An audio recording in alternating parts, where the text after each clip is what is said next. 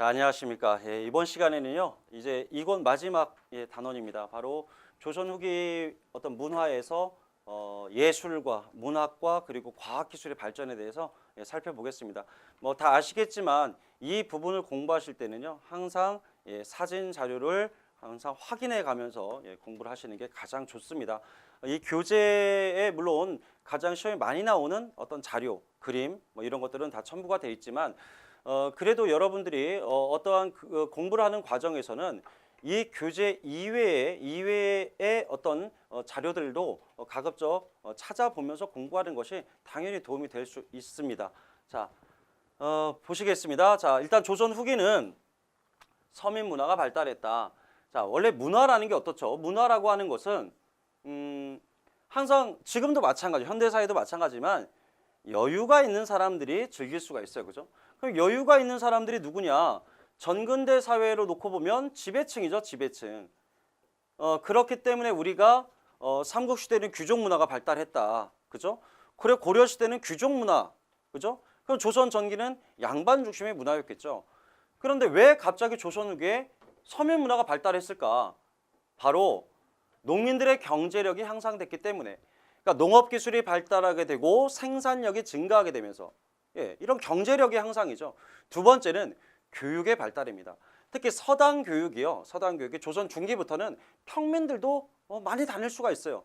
평민들도 서당이 보급되면서 이제 교육 기회가 늘어난 거죠. 자, 이러한 것이 서당 교육과 경제력의 향상이 결국 그들로 하여금 의식의 확대를 가져왔고 이러한 것은 당연히 문화에도 영향을 미쳤다는 겁니다. 이렇게 서민 문화뿐만 아니라 특히 역관, 서리들의 중인 문화도 발달했고요. 그리고 상공업이 발달하면서 지방 장시가 번성하게 되고 그 과정에서 이제 광대들에 의한 어떤 판소리 같은 것들도 전반적으로 발달하게 됩니다. 따라서 조선 전기의 양반 중심의 어떤 제한적인 예술과 문학은 조선 후기로 오게 되면 보다 다양한 계층에게 다양한 장르에서 발전하게 됐다. 이렇게 보시면 되겠죠. 특히나 이 부분이 중요합니다. 경제력 향상, 서당교육법. 이게 바로 서민문화 발달의 배경이라고 볼 수 있겠죠.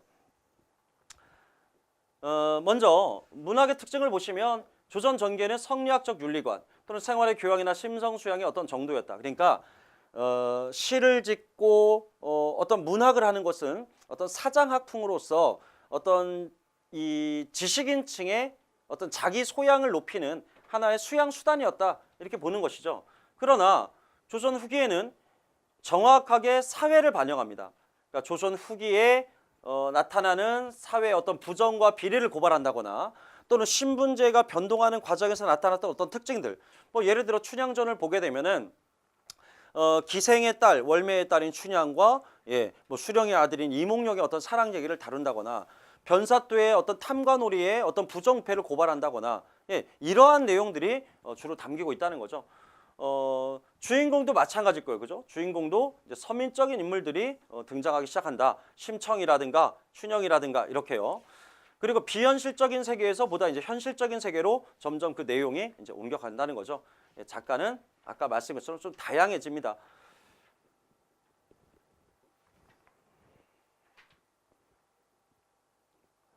자, 조선 후기에는 이제 한글로 쓰여진 작품들이 많이 등장한다고 했는데 사실 홍길동전이 최초의 한글 소설이죠. 근데 조선 후기는 아니에요. 그죠?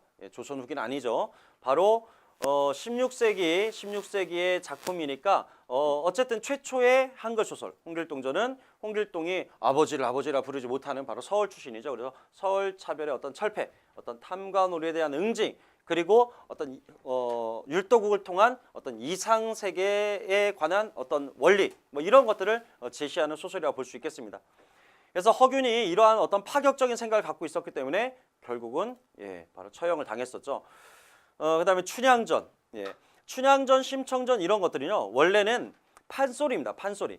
그러니까 한글 소설이 먼저냐, 판소리가 먼저냐라고 할 때 판소리가 먼저입니다. 그래서 지방 장시에서 장터에서 광대들에 의해서 먼저 창과 안일이로 이렇게 판소리로 먼저 나오게 되고요.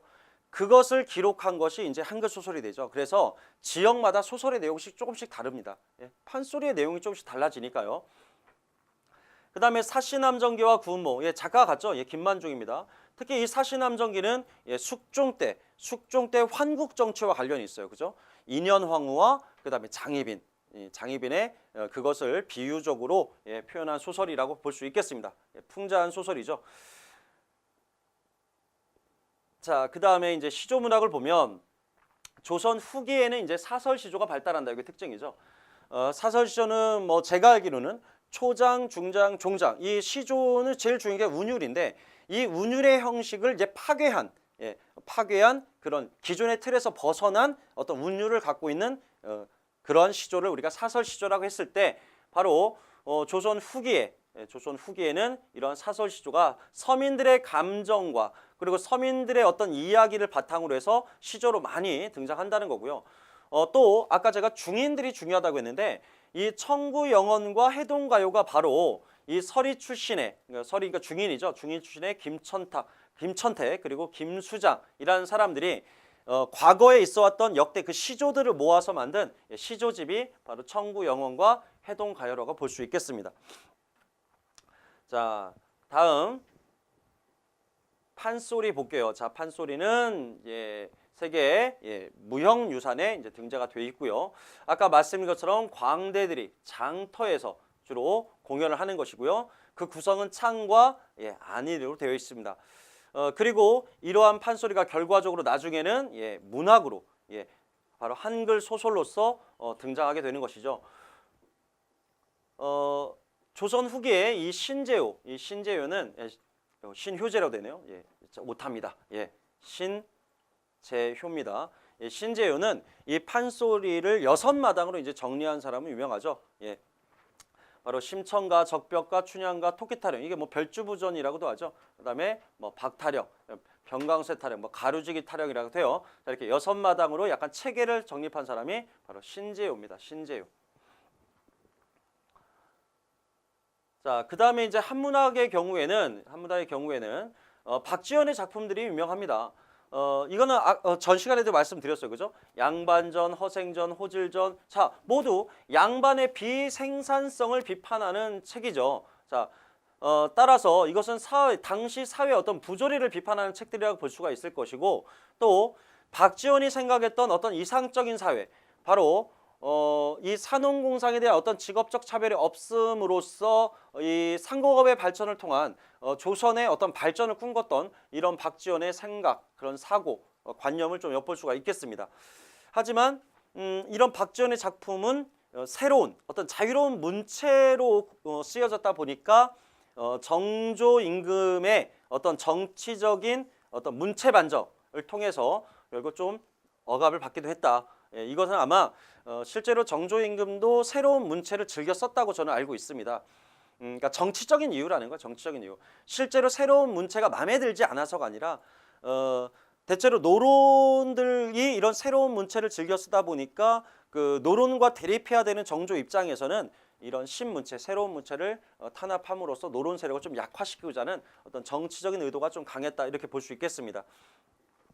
그리고 정약용의 애절량을 비롯한 수많은 삼정의 문란을 폭로하는 지방관들의 탐악을 비판하는 그 조선 후기의 백성들의 열악한 삶을 남겼던 이런 시조가 또 남겨져 있죠. 예전에 한번 같이 읽어봤을 거예요, 그죠? 뭐 시아버지가 죽은 지 얼마 안 됐고 아기가 태어난 지 배냇물도 지나지 않았는데 3대가 군적에 올랐다. 그래서 이 남자가 절망하고 좌절하는 그러한 시조가 있었죠. 바로 애절량입니다. 자, 중인문학. 이거는 좀 강조하겠습니다. 자, 중인문학. 다른 말로 위항문학 또는 여항인문학이라고도 불러요. 위항문학, 여항인문학 모두 중인문학을 얘기하는 거고요. 자, 이 중인들은 경제력이 좀 우수합니다. 그죠? 물론 최고의 세도 가문들보다는 뭐 당연히 재력이 있을 수는 없겠지만 대체로 의관, 역관처럼 이렇게 전문적 지식을 바탕으로, 특히 역관들은 조선시대 최고 부자들입니다. 그래서 이들은 비록 정치 진출에는 한계가 있었어요. 그죠? 하지만 외래 문화의 수용에 앞장섰고요. 바로 이렇게 문학 활동을 많이 하게 되는데 이들의 시짓는 모임이 바로 시사입니다. 시사를 조직하죠. 시자를 조직해서 시를 짓는 모임을 만들었는데 그래서 나타난 이제 시조집들이 바로 소대풍요, 예, 풍요 속선, 예, 공통점으로 풍요라는 말이 들어가 있네요, 그죠? 소대풍요, 풍요 속선 이게 동인들의 문학을 얘기하는 겁니다. 예, 위학 문학의 시집들이다 이렇게 볼 수가 있겠고요. 이것들은 이제 중인들이 쓴 어떤 역사서들이에요. 시험에 나온 적은 없지만 여러분들 그냥 이렇게 생각하시면 돼요. 이 제목을 외우신다기보다는 이렇게 조선 후기에는 비록 정치적 진출에는 어느 정도 제한을 받았지만 이 중인들이 전문적 지식을 바탕으로 사회적 어떠한 일정한 위치를 차지하게 되면서 이들은 어떤 문학과 그다음에 외래문화 수용에 좀 앞장서는 계층들이고 이들이 훗날 개화 사상에 영향을 미친 세력이다. 이렇게 기억하시는 게 좋겠죠. 자, 예술의 새 경향. 자, 회화인데요. 우리가 15세기의 대표적인 작품으로 두 가지를 꼽았었어요. 그죠? 예, 15세기에 안견의 몽유도원도가 있었고요. 몽유도원도. 그리고 강희맹의 고사관수도가 있었어요. 그죠? 강희안의 고사관수도. 이렇게 15세기 작품들은 특히나 일본의 무로마치, 일본의 무로마치 화단에 이제 영향을 주기도 했다. 이렇게 정리를 해드렸었고요. 또 16세기에는 사대부, 바로 선비들, 선비들과 관련해서 사군자와 같은 문인화가 많이 그려졌다. 그리고 이제 신사임당의 표충도와 같은 신사임당의 작품들도 있고요. 노비 출신의 화원인 이상자의 송화보월도라든가 이정의 묵죽도라든가 이러한 것들이 16세기의 문인화로서 대단히 중요했었죠. 자, 이제 조선 후기입니다. 조선 후기는 17세기에 주로 산수화가 그려졌는데 조선통신사로 갔던 당시 통신사가 갈 때 수백 명의 대규모 사절단이 가니까 그 사절단 일행들의 그 여행 과정 유람 과정을 그림으로 사진이 없으니까 그림으로 남겨요. 그래서 화원들이 도화원의 화가들이 많이 따라가는데 그중에 이제 김명국이라는 사람이 있어요. 이 김명국은 이제 통신사를 따라가서 일본 화단에 큰 영향을 줄 만큼 많은 작품을 남기고 오기도 했습니다. 자, 뭐니 해도 일단 조선 후기 하면 우리가 이제 진경산수화를 빼놓을 수가 없는데요. 자, 진경산수화는요. 원래 그림에는 두 종류가 있어요. 북종화가 있고 남종화가 있습니다. 중국에. 그래서 가끔 우리가 공부하다 보면 북종화의 영향을 받았다. 남종화의 영향을 받았다. 북화다. 남화다. 이렇게 얘기를 해요. 그죠? 이때 북종화는요. 특징이 북종화는 이렇게 생각하셔야 돼요. 좀 사실을 강조해요. 사실성. 그래서 주로 채색 위주의 그림이 많죠. 채색 위주. 남종화는 어떤 개인의 정신세계, 어떤 관념적이고 이상적인 걸 좀 강조해요. 사실보다는 어떤 이상세계를 강조한다는 거죠. 수묵화를 좀 강조하게 되죠. 이 중에 진경산수화는요. 겸재정선의 어떤 이상적인 자아의식, 조선인으로서 그 시기 지금 18세기에 조선이라는 사회가 처해져 있는 사회 상황에서 겸재정선이 느꼈던 자신의 어떤 자아의식, 이것에다가 이상세계를 표현하고자 하는 바로 남종화의 화풍이 결합돼서 그려진 작품이 진경산수화다라고 할 수 있겠습니다. 얼핏 생각하면 있는 경치를 그대로 그렸으니까 이거는 사실성을 강조하는 북종화가 아니겠느냐라고 하겠지만 그렇지 않습니다. 인왕제색도나 금강산 전도도 결국은 겸재정선의 어떤 이상적 자아의식 세계가 표현이 된 것이죠. 그런 의미에서 봤을 때 남종 문인화에 우리 고유 산수화를 토착화시킨 새로운 화풍이 바로 진경산수화다. 이렇게 말씀드릴 수 있겠고요. 대표적인 것은 인왕제색도와 금강산 전도입니다. 자, 그리고 풍속화. 자, 풍속화라고 하는 것은 말 그대로 실생활의 모습을 이제 있는 그대로 표현하는 것이죠.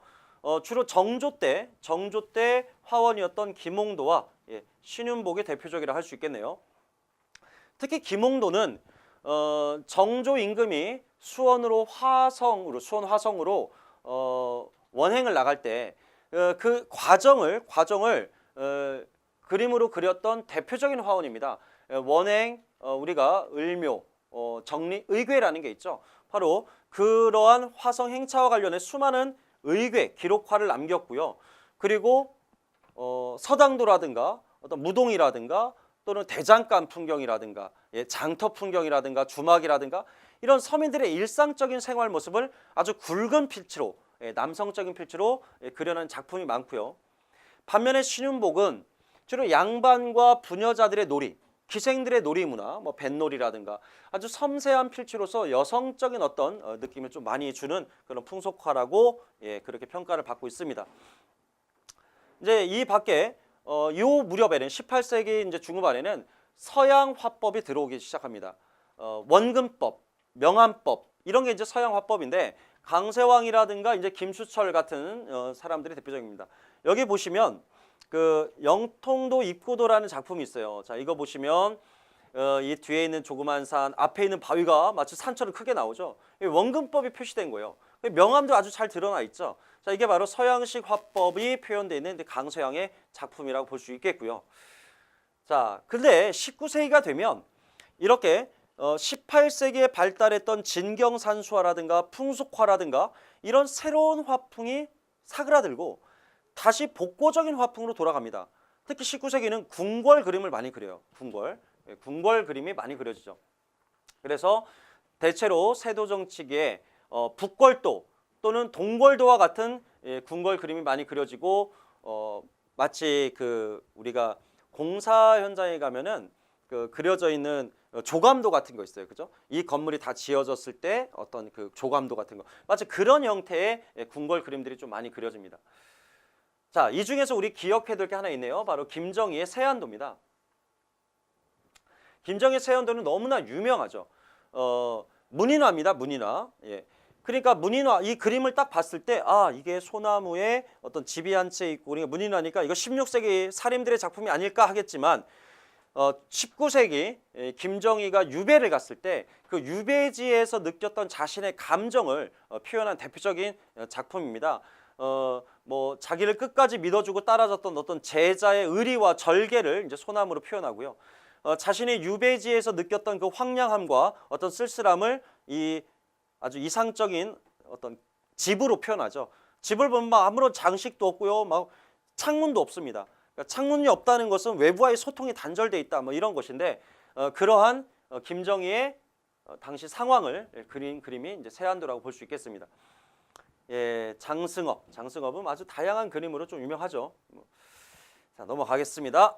자, 민화, 조선 후기의 서민 문화를 또 대표하는 것이라고 할 수 있겠습니다. 서민 문화.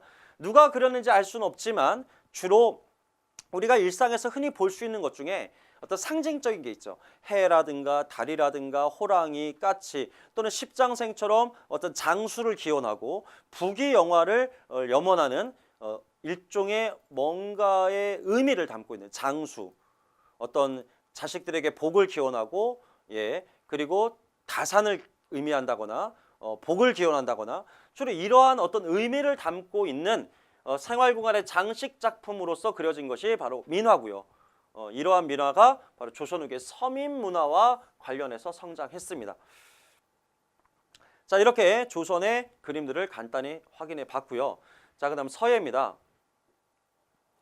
서예는 예를 들어서 이제 신라 시대에는 김생이라는 인물이 유명했었어요, 그죠? 김생.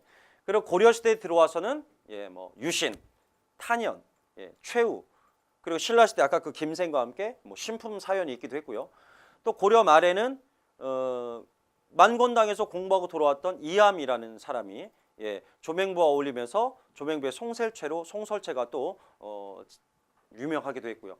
또 조선 초에는 안평대군의 송설체, 그리고 우리가 한석봉이라는 한호의 진체. 그리고 조선 후기에는 그냥 진체가 아니라 동국진체입니다. 동국진체, 바로 이광사의 동국진체가 가장 대표적이라 할 수 있겠고요. 그다음에 추사, 김정희죠. 추사체. 딱 보시면 대단히 현대적인 어떤 감각도 드러나고 있는 아주 개성적인 그런 필체라고 볼 수 있겠습니다. 그다음 이제 조선 건축인데요. 조선은 15세기에는 주로 15세기는 건국 초반이니까 이제 궁궐이라든가 궁궐, 창덕궁, 경복궁, 궁궐 또는 성곽, 그리고 어떤 관청, 주로 이런 관공서가 주로 만들어지겠죠. 반면에 이제 16세기의 경우에는 어땠을까요? 자, 서원, 예, 사림들의 근거졌던 이 서원 건축이 대표적이었죠. 자, 이제 17세기 이후 조선 후기의 건축들을 보면 일단 사회를 반영할 수밖에 없어요. 건축도.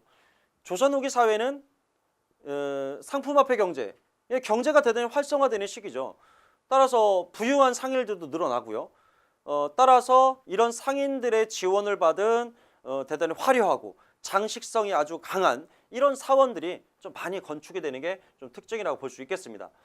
자, 한번 시기별로 한번 살펴볼까요? 자, 17세기에 보면은 금산사, 미륵전, 화엄사, 각서전, 법주사, 팔상처럼 이런 대규모의 규모가 큰 다층의 목조 건물이 많이 만들어져요. 가장 대표적인 것이 법주사 팔상전이죠. 왜? 현존하는 가장 최고의 목조 옥승탑입니다. 예, 목조탑이죠. 목조탑. 예. 황룡사 구축 목조석탑이 있었지만 몽고 침략 때 소실됐고 현존하는 가장 오래된 것, 바로 법주사 팔상전입니다. 겉에서 보면 5층 건물처럼 생겼는데 안으로 들어가면 하나로 이제 통일되어 있죠. 바로 아까 말씀드렸다시피 양반 지주층의 어떤 경제적 성장, 조선 후기의 경제적 발전을 보여주고요. 또 18세기의 수원화성, 이거는 이제 정조의 어떤 정치 개혁과 관련이 있고요. 쌍계사, 계암사, 성남사, 바로 분홍과 상인들의 지원을 받은 좀 장식성이 강한 사원이다. 19세기 흥선대원군은 이제 왕실의 권위를 회복하기 위해서 경복궁을 새로 짓기도 했습니다. 그죠? 그러니까 경복궁이 가장 대표적인 19세기 건축물이라고 볼 수 있겠죠. 자, 넘어가겠습니다.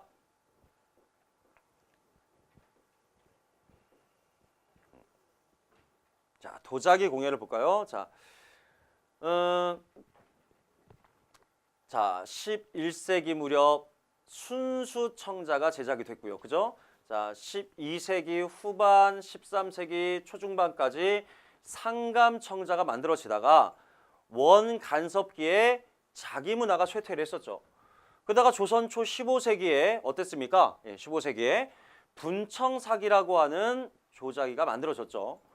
그리고 16세기에는 선비들의 의리와 어떤 깨끗함, 어떤 청렴함, 이걸 상징하는 이제 백자가 만들어졌었고요. 백자가. 그러다가 이제 외란, 호란 요 시기를 겪으면서 외국에서 이 푸른색 안료로 쓸 수 있는 이 안료가 수입이 잘 안 돼요. 그러니까 아주 잠깐 동안 산화철, 우리가 철이 녹슬면 약간 붉은색을 띠죠. 그래서 이 코발트라는 이 푸른색 안료가 귀해지자 이 산화철을 이용해서 도자기를 만들기도 해요. 그래서 우리가 그거를 이제 철화백자, 철화백자, 어떤 진사백자, 진사는 진사라는 붉은 흙을 사용했기 때문에 진사백자인데 잠깐 일시적으로 썼다가 바로 17세기에는 바로 청화백자, 이 청화백자가 만들어지기 시작합니다. 그러니까 청화백자가 만들어지기 전에 아주 잠깐 동안 철화백자나 진사백자가 만들어지기도 했지만 그것은 푸른색 안료가 부족했기 때문이고 곧 청화백자가 제작됐다. 이렇게 기억하시면 되겠죠. 그리고 백자 달 항아리라는 게 있어요. 그죠? 백자 달 항아리를 보면은 자, 여기 있습니다. 백자 달 항아리를 보시면 아시겠지만 아주 둥근, 말 그대로 달을 닮았죠. 자, 이것은 딱 18세기 초반, 한 50년 동안에만 제작이 됩니다. 그것도 광주 분원에 있는 관요, 그러니까 왕실 소유의 관요인 바로 경기도 광주에 있는 사홍원의 분원에서 만들어졌기 때문에 대단히 예술성이 강합니다. 그래서 이 달항아리 백자는 우리 도자기 문화에 고려의 상감청자가 있다면 조선의 백자 문화를 상징하는 건 바로 이 달항아리 백자라고 이렇게 전문가들이 얘기하고 있습니다. 자, 그 다음에 이제 음악은 뭐 특별한 건 없습니다. 그냥 한번 읽어보시면 될 것 같고요. 그 다음은 이제 조선의 과학과 기술의 발전입니다. 여기 보시면 우리가 서양 문물과 처음 접촉하게 된 게 언제냐? 의외로 빠릅니다. 이미 16세기에 서양 문화가 유입되기 시작했습니다. 예를 들어서 이 천리경이라든가 안경이라든가 이 자명종이라든가 이러한 것들이 이미 인조 때부터 막 들어오기 시작했습니다. 특히 여기 보시면 정두원이라는 인물이 있죠. 자, 1631년에 이미 천리경, 자명종 이런 게 들어오기 시작했죠. 그런데 중요한 것은요. 이러한 건 단순한 어떤 호기심에서 들어오기 시작하다가 나중에 이것이 조선의 지배층들의 일부에게 사상의 변화를 불러일으켰다는 거죠. 곧 서양 문화를 통해서 새로운 어떤 세계관을 갖게 된 사람들이 바로 실학적 성향을 띠게 된 것이니까 특히 고려만국전도와 같은 것이 가장 대표적이라 할 수 있겠죠. 중국 시심의 어떤 사관을 벗어나게 한 것이니까.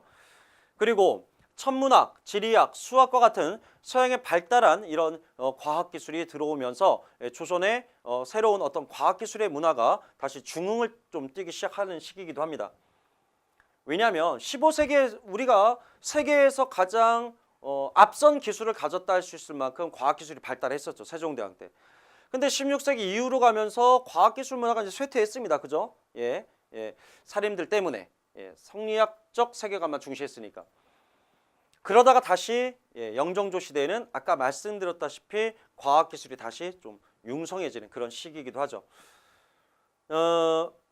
전기와 후기를 간단히 비교하면 조선 전기는 주로 과학을 하는 누가 하겠습니까? 조선 과학은 주로 기술자들이 하겠죠. 기술관들, 중인들. 그래서 중인층에 의해서 주로 중인층에 의해서 연구가 됐다면 조선 후기는 실학자죠. 실학자는 양반입니다. 그래서 실학자 같은 지식인들이 주로 과학과 기술 분야에 관심을 가졌다라는 약간의 차이는 있습니다. 천문학과 관련해서는 일단 저는 이수광, 김성문, 홍대용 공통점이 있어요. 모두 지전설을 인정한 사람들이에요. 그러니까 천동설이 아니라 지구가 둥글고 지구가 회전하고 있다는 지전설을 인정한 인물들이고요. 이수관의 지봉유설은 뭐 천주시를 소개했다는 책으로도 유명했었고, 그죠? 이 김성문의 역학도서가 처음이에요. 바로 지구 회전설, 자전설을 제기한 최초의 소개한 책이 김성문의 역학도서고요. 그다음에 이익은 지구가 만약에 둥글다면 중국의 한 가운데 있을 수가 없다. 왜? 둥글다고 하는 것은 어디든지 다 중심이 될 수가 있는 것이죠. 그래서 우리 민족도, 우리나라도 세상의 중앙이 될 수 있다 이렇게 주장을 했고요. 가장 이제 유명한 인물이 홍대용이죠. 지구자전설, 무한우주론, 이 의산문답이라는 저서에서 이렇게 천문학적 지식을 바탕으로 어떤 이 근대적 우주론을 제시한 인물입니다. 따라서 이러한 지전설은 모두 성리학적 세계관을 비판하는 하나의 근거로서 제시가 될 수 있다라는 측면에서 이제 의미가 있겠죠.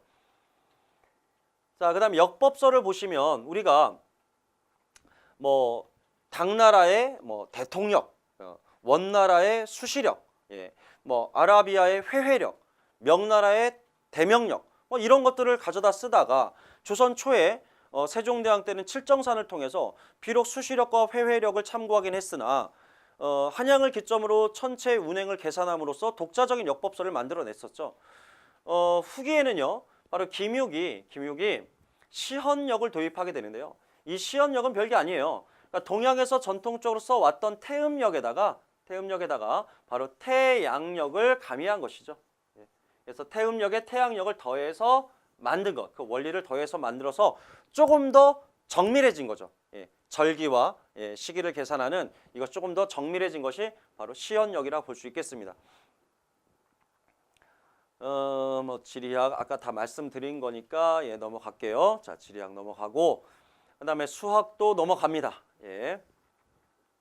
자, 의학 보겠습니다. 조선 전기에는 이제 세종대왕 때 향약 집성방, 그리고 의학 백과사전이라 할 수 있는 의방유치, 그리고 광해군 때 허준에 의해서 편찬된 세계 기록문화유산인 바로 동의보감이 저술됐다면 조선 후기에는 바로 동의보감 또 났네요. 동의보감은 조선 후기는 아니죠. 조선 후기는 아니에요. 바로 광해군 때니까.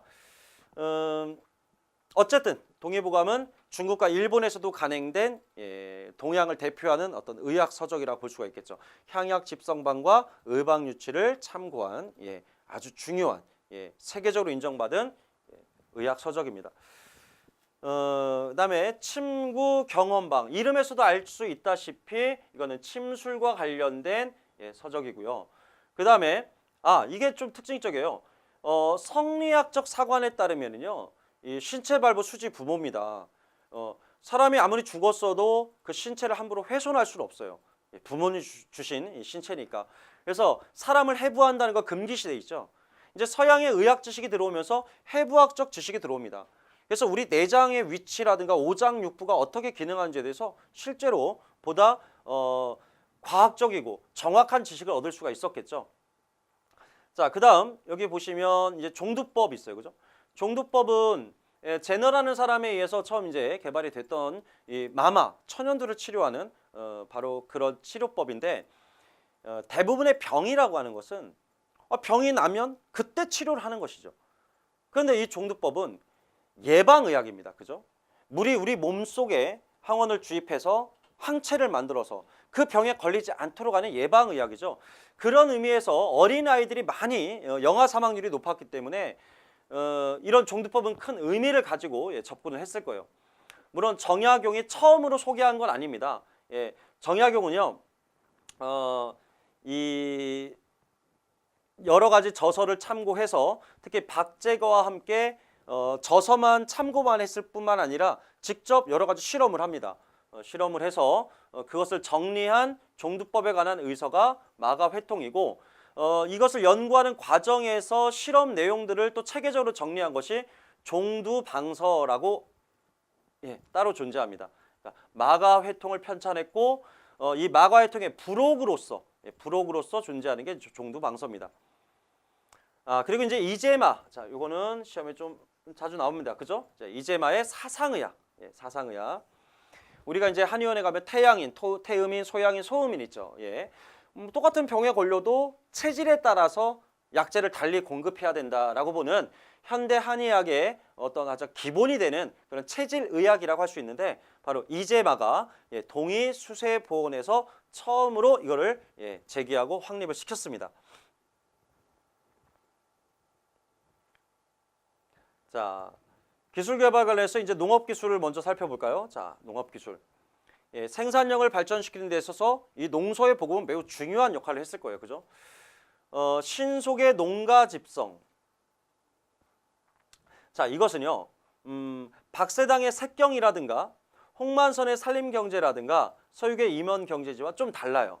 자, 그러니까 요 세 개는 성격이 같고 얘는 좀 다르다. 왜냐하면 농가 집성은요, 그 수전농법과 관련된, 수전농법은 벼농사죠. 특히 그 중에 이양법과 관련된 것이고, 이것은 목적 자체가 어떤 성리학적인 어떤 지배 질서를 유지하고자 하는 목적으로 편찬된 그런 농서라고 볼 수 있겠습니다. 하지만 박사당의 색경이나 홍만선의 산림경제, 서유의 임원경제지는 어떤 성리학적 질서를 유지하고자 하는 목적이 아니라 조선 후기에 새롭게 등장했던, 개발됐던 이런 농업 기술을 보급함으로써 농촌 경제에 소득을 주고자 하는 어떤 실용적인 측면에서 쓰여진 사서라는 면에서는 좀 차이가 있습니다. 전에도 한번 그 경제사에서 잠깐 말씀드린 것 같은데, 박사당의 색경은 주로 과수, 채소, 그다음에 양잠, 목화와 같은 상품 작물 재배와 관련이 있고요.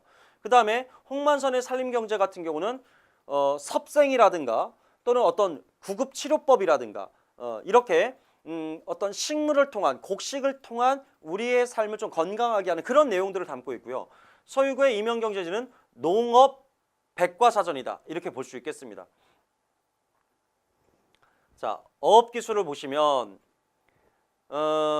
어망을 이제 면사로 사용하게 됐다. 자, 김양식 기술이 개발되었다. 뭐 이름이 좀 가물가물한데요. 아마 여익이라는 아마 사람이 있을 거예요. 이 사람이 전라도 광양에 살고 있던 아마 양반인 걸로 알고 있는데요. 어느 날 바닷가에 통나무 하나가 떠내려왔는데 그 통나무에 김이 잔뜩 이제 엉겨 붙은 거죠. 그래서 그걸 보고 착안해서 김양식 기술을 독자적으로 개발을 했고, 이 김혁이라는 사람이 그래서 이 김을 임금님에게 진상했는데 그 임금님이 이제 먹고 좀 맛있으니까 자 이거 어디서 난 거냐 해서 신하들이 김아무개가 진상한 거다 해서 뭐 이름이 김이 됐다라고 하는 그런 기록이 전해져 오고 있습니다. 냉장선이 등장하면서 당연히 어물의 유통이 활발해졌을 거고요. 자 정약전 신유박해 때 정약용과 함께 유배를 갔었죠. 흑산도로 유배를 갔고요. 정약용은 강진, 정약전은 흑산도. 그래서 어류를 연구해서 만든 어류 도감입니다. 자선 5번은. 자, 이제 거의 마지막이네요. 자, 정약용. 우리가 정약용 하면은 이제 조선 후기의 뭐 다빈치다라고까지 우리가 평가를 하죠. 정약용의 기술 개발론, 자 기해론. 이 기해론에 보면은 정약용 심지어 이렇게까지 얘기합니다. 자, 인간과 동물이 다른 점이 뭐냐? 바로 인간은 도구, 기술을 사용할 수 있다는 것이 동물보다 더 우월한 것이다. 라고 해서 기술을 대단히 중시 여긴 인물입니다. 그래서 화성에 정조가 행차를 할 때 빨리 안전하게 건널 수 있게 배다리, 주교를 건설하기도 했고요. 화성을 축조하는 과정에서 거중기를 개발해서 효율적으로 성을 축조하도록 했던 대표적인 어떤 과학자이기도 한 인물이죠. 금방 말씀드린 것처럼 주교 건설, 거중기 사용, 그리고 선박의 건조, 총포, 병차의 제조와 같은 이런 기계 제작, 그리고 아까 우리가 그 전에 살펴봤듯이 마과회통이라는 종두법까지 이런 의학까지도 관심을 가졌던, 또 관심만 가진 게 아니라 하나의 훌륭한 결과물을 만들었던 그런 인물이라고 볼 수 있겠습니다. 특히 여기 이용감이라는 게 있죠. 정약용은 서양의 과학기술을 도입해서 그것을 우리가 전수할 수 있는 기관, 관청이죠. 서양의 과학기술을 배워서 우리가 그것을 활용할 수 있도록 이용감이라는 관청을 설치해야 된다라고 주장했지만 실제로 받아들여지지는 않습니다. 정조 사후에 바로 신유박해 때 유배를 가면서 결국 실현되지는 않습니다.